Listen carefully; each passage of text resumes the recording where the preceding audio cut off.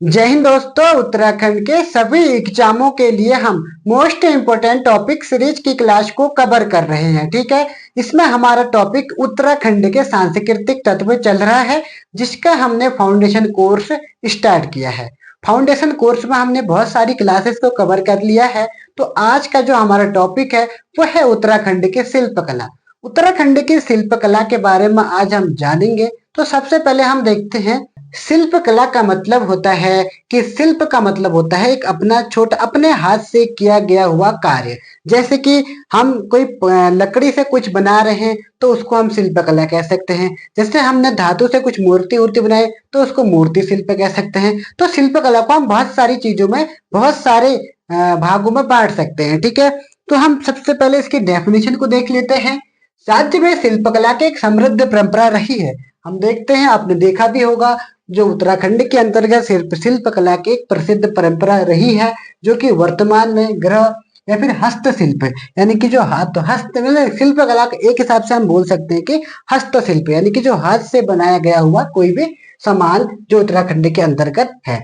उद्योग के रूप में फल या फूल रहा है। इसके प्रमुख भाग निम्न है। ठीक है, तो क्या क्या होते हैं इसके अंतर्गत? शिल्प कला के अंतर्गत हम 6 भागों को बांटते हैं। ठीक है, शिल्प कला को हम उत्तराखंड के अंतर्गत 6 भागों में बांटते हैं, जिसमें पहला है काष्ठ शिल्प, दूसरा है रेशा एवं कालीन शिल्प, तीसरा है मातृका या मृतिका शिल्प, और चौथा है धातु शिल्प, और पांचवा है चर्म शिल्प, और छठा है मूर्ति शिल्प। ठीक है, तो आज की क्लास में हम केवल काष्ठ शिल्प को कवर करेंगे और अगली क्लास में फिर हम सबको कवर करेंगे। ठीक है, धीरे धीरे करके हम अपनी क्लास को आगे बढ़ाते जा रहे हैं।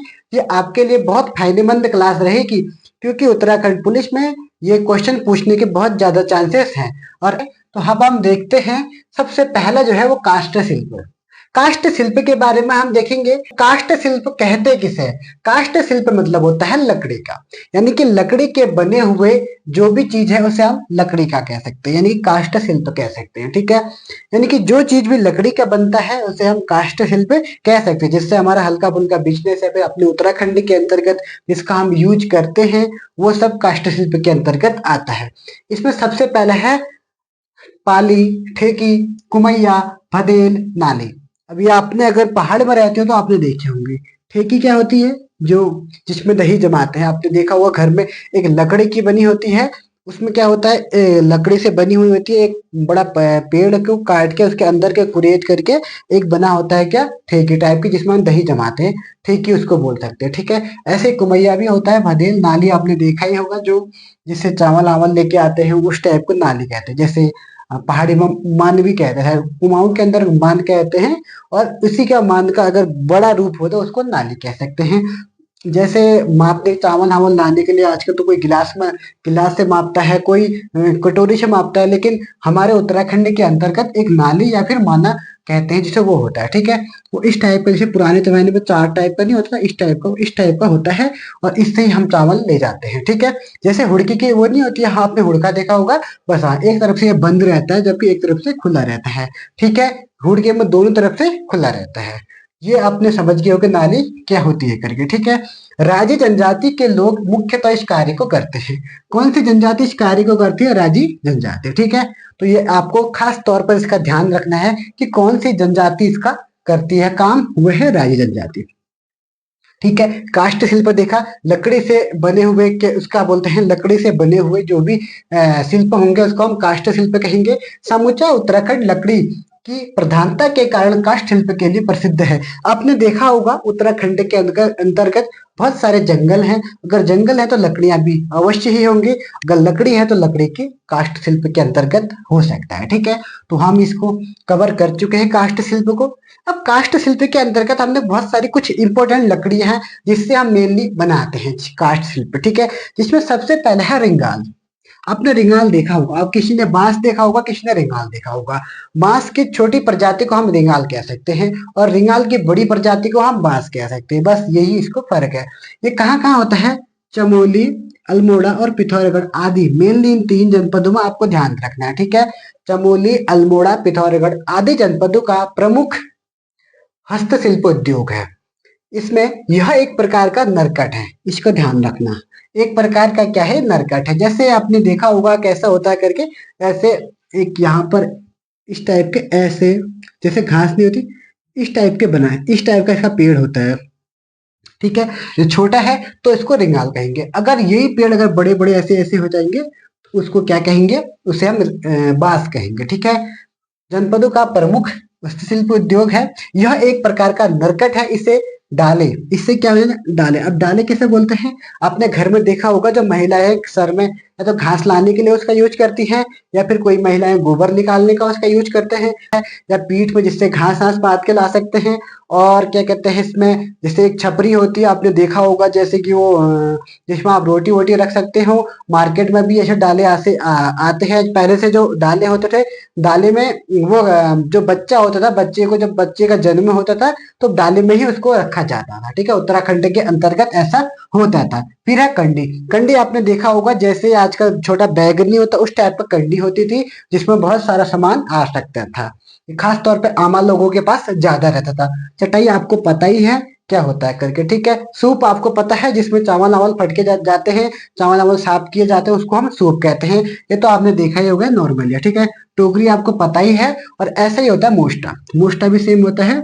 मोस्टा मेनली पिथौरागढ़ के एरिया में होता है। यहीं पर मोस्टा मानो का एक मेला भी लगता है पिथौरागढ़ के अंतर्गत, वो भी आप देख सकते हैं, ठीक है। मैंने उत्तराखंड के मेले भी कंप्लीट करवाए हैं, आप उसे भी देख सकते हैं। उसके बाद फिर इसमें है आदि तैयार किए जाते हैं जिनका उपयोग घरेलू एवं कृषि कार्यों के लिए होता है। जो ये उपयोग है इनमें, कोई तो अपने बिजनेस के लिए करता है, कोई बेचता है, लेकिन अधिकतर लोग क्या करते हैं, अपने घरेलू एवं कृषि कार्यों के लिए इसका यूज होता है, ठीक है। ये आपके समझ में आया होगा। उसके बाद है बांस।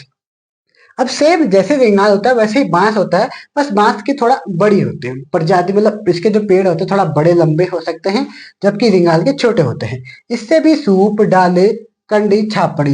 यहाँ पर छापड़ी नहीं बताया, छापड़ी मतलब जिसमें रोटी वोटी रखते हैं उसको हम छापड़ी, कोई छापड़ी बोलता है, कोई छापड़ी बोलता है। अब आप जो बोलना चाहें, ठीक है। आदि तैयार किए जाते हैं सारे उत्तराखंड में। रूढ़ियों का बांस, ये इंपॉर्टेंट वर्ड है, रूढ़ियों, इसको आप जरूर याद रखना, ठीक है। रूढ़ियों का बांस तथा रिंगाल से सूप आदि तैयार करने वाले परंपरागत एवं पुश्तैनी कार्य किसका है, आपसे पूछ सकता है। जो बांस तथा रिंगाल से सूप आदि तैयार किए जाते हैं, ये पुश्तैनी कार्य किसका है, तो यह है रूढ़ियों का। किसका है, रूढ़ियों का।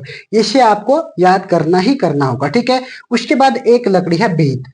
बेत, इससे टोकरियां एवं फर्नीचर बनाए जाते हैं। इससे टोकरियां एवं फर्नीचर आदि बनाए जाते हैं, ठीक है। एक केले का पेड़ भी होता है, केले के पेड़ से वो मूर्ति वूर्ति शिल्प में भी काम आता है, उसे भी आप देख सकते हैं। अगर पूछ लिया तो कभी कभी केले के पेड़ से भी मूर्ति बन सकती है, ऐसा इस किताब में दिया है, ठीक है। एक बार मैं इसका रिवीजन करवा देता हूँ आपको, जरूर इसे समझ में आया होगा। मैंने इसको अपनी बहुत मेहनत से इसको नोट्स बना के आपको समझाने की कोशिश की है, प्लीज आप इसको जरूर देखिएगा, ठीक है। काष्ठ शिल्प समूचा उत्तराखंड लकड़ी की प्रधानता के कारण काष्ठ शिल्प के लिए प्रसिद्ध है। लकड़ी से यहाँ पाली, ठेकी, कुमैया, भदेल, नाली। भदेल भी एक टाइप का वो है, जैसे जिसमें आप जानवरों को चारा वारा देते हैं ना, वो उसे कहते हैं भदेल, वो भी लकड़ी का बना होता है, ठीक है। पाली, एक पाली भी इस टाइप की होती है। इसमें एक दूध की कटोरी, दूध वाली भी होती है, एक जैसे दूध और वो निकालने के लिए करछी वर्ची, वो भी सब लकड़ी की बनी होती है। इस टाइप के सब होते हैं। आपने, अगर आप पहाड़ में रहते हो तो आपने देखा जरूर होगा, ठीक है। आदि तैयार किए जाते हैं राज्य जनजाति के लोगों का प्रमुख मुख्यतः है। इसमें एक का ये क्वेश्चन ये बनेगा, ठीक है। आपसे ऐसे पूछ देगा पाली, ठेकी, कुमैया, भदेल, नाली क्या है। एक बार ऐसा क्वेश्चन बना भी है। पाली, ठेकी, कुमैया, भदेल क्या है, ये एक क्या है, काष्ठ शिल्प के हैं, ठीक है।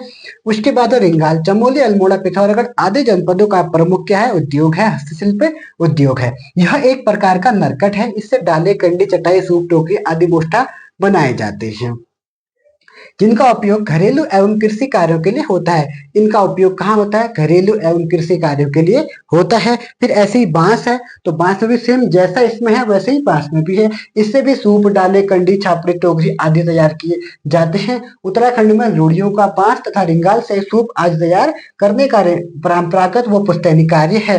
वेद, इससे टोकरियां एवं फर्नीचर आदि बनाए जाते हैं, ठीक है। तो आपने अच्छे से इस चीज को समझा होगा और इसको देखा होगा, ठीक है। तो आज हम इतना ही देखते हैं, फिर मिलेंगे नेक्स्ट क्लास में। तब तक के लिए जय हिंद, जय उत्तराखंड।